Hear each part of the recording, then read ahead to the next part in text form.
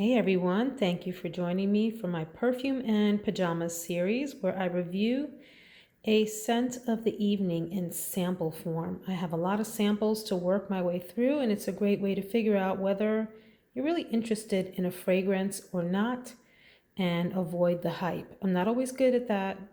If I want something, I'll usually go blind by it. However, it's nice to have samples on hand to work your way through and not go blind by everything.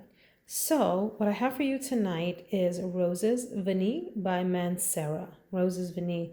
I have to say, I sampled this a while back. I want to say either late December, early January, and I wasn't very crazy about it at that point. When I sampled it then, it came across super strong, very rose forward, almost in a cloying way for me.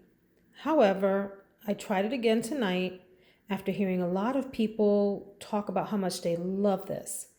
And I figured, it deserves another try. Maybe I misunderstood it. Maybe I was feeling off that night. Who knows? You never know, right? The way that you feel. I was just chatting with a friend about this in comments today. The way that you feel, your emotions, your skin chemistry, the weather, all of that affects how you receive a fragrance. So I tried it again tonight, and I have to say, it's still not a love, but I do like it. So in this fragrance at the top, you get lemon and water notes, which I find interesting. I wouldn't think to pick out the lemon if I didn't see that because it's called Roses Vanille. So I would be thinking about rose and assume that what I was smelling was like a sharp rose, which is very interesting. In the middle, you get rose and sugar, a combination of that, which is, I would assume, supposed to come off sweet, but to me, it really does come off as more rose. This is a very rose heavy fragrance to me. That's most of what I pick up in this. And in the base, you get vanilla, sugar, musk, and cedar. Let me give myself a little sniff. Yeah, I mean, it's a pleasant rose. It's a very toned down version of like any other typical loud rose fragrance. And because it's toned down, which is interesting because, like I said, when I first sampled it, it came across like a super overpowering, heavy, sharp rose. And now it's coming across more toned down to me. And so, what I'm getting at is that I could certainly tolerate a toned down rose fragrance. And I like that this does have some softer notes in it, like sugar and vanilla, to sort of round it out. Will I be purchasing a full bottle of this? No, I won't be rushing to purchase a full bottle of this. It's one that if I saw on a great sale, I might pick up. If it was gifted to me, I would certainly wear it. But I don't feel compelled to put this on my wants list.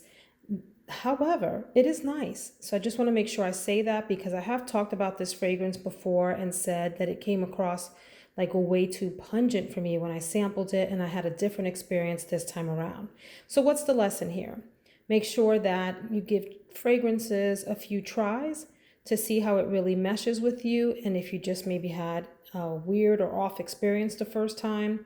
Likewise, if you really love a fragrance, you can always test it again to make sure that you do.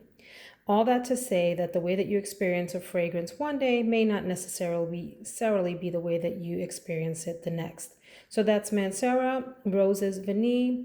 It gets a thumbs up from me. However, it doesn't go on the wish list. And I hope that's helpful for you and that you are tucked into bed and ready to have some sweet dreams. Or if you're on the other part of the world, in the other part of the world rather, that you're waking up and or getting ready for work, or you're at work and having a wonderful day. Take care, everyone.